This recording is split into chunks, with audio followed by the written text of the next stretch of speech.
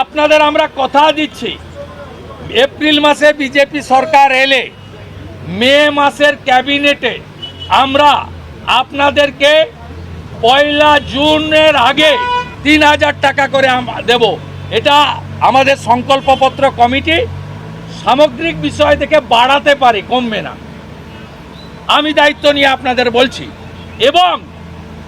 এবং কেবলমাত্র লক্ষ্মীর ভাণ্ডার 500 টাকা বৃদ্ধি ভোট ব্যাংকের জন্য যে করেছে প্রমাণিত।